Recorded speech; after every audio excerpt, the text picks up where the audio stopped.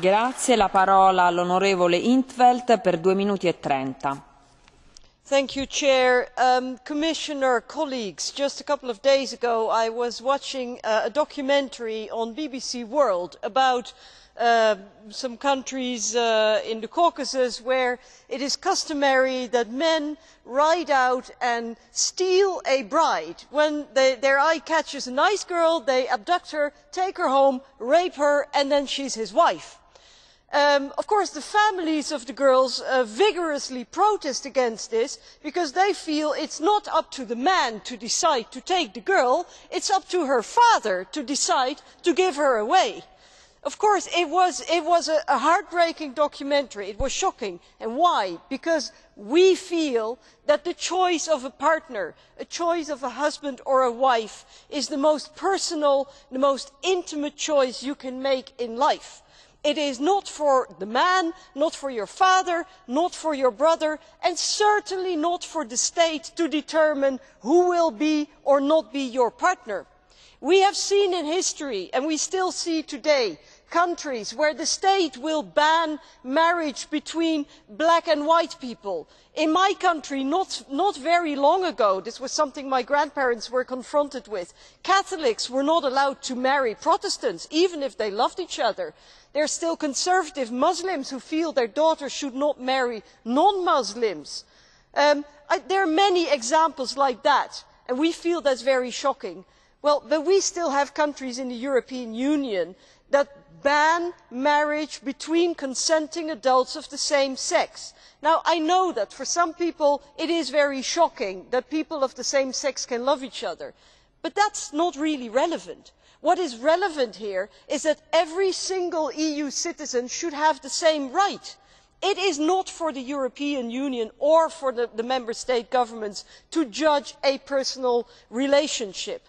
Now, the European Union has no competence in family law, but as Michael Cashman has just pointed out, there are 5 countries already which have opened their marriage laws for same sex couples. There are a number of other countries which have some form of recognised partnership.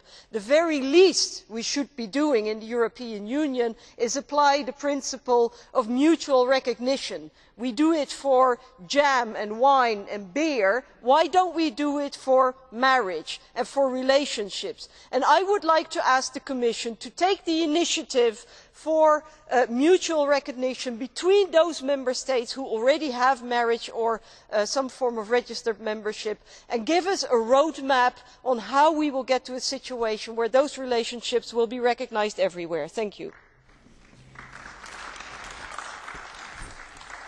Grazie, la parola alla commissaria Reding. Prego. Madam President, it is clear that the right to free movement and residence of the Union citizens and their family members is one of the cornerstones of the EU. It is not only a fundamental right, it is also a personal right. And Article 21 of the Treaty is very clear, and it gives effect to this right. And the ban on discrimination, including discrimination on the level of sexual orientation, is also a cornerstone of the EU, and it is also recognised in Article 21, but this time of the Charter of Fundamental Rights. Now, the directive has brought a very significant improvement for same sex couples, and I would like to thank Parliament, because it was Parliament who has really pushed this one through. And the EU law provided for the first time for rights of both same sex and different sex couples to move and reside freely within the European Union. Now, having said that, for me it is implicit that if you are allowed to move freely and to reside freely, you must also have the rights which are coming from your first residence to your second residence.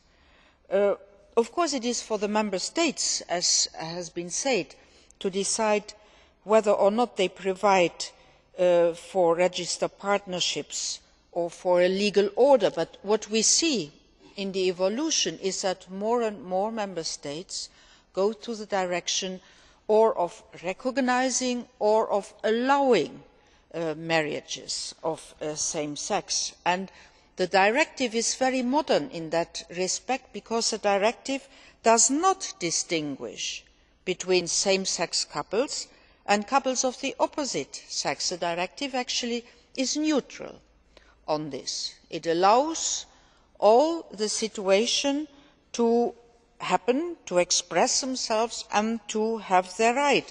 And in this sense, it is not necessary to amend the directive. Now, it is another thing how this directive is implemented in practical terms. So the directive in itself is not the problem, but the interpretation of the directive. And for the Commission it is very clear that the directive must be applied in full respect of the principle of prohibition of discrimination on the grounds of sexual orientation. Now, having said that, the Commission has to ensure the correct application of EU law. That means the Commission has to monitor whether, in applying the directive, Member States respect the fundamental rights, including also the prohibition of discrimination on the grounds of sexual orientation, the famous Article 21 of the Charter.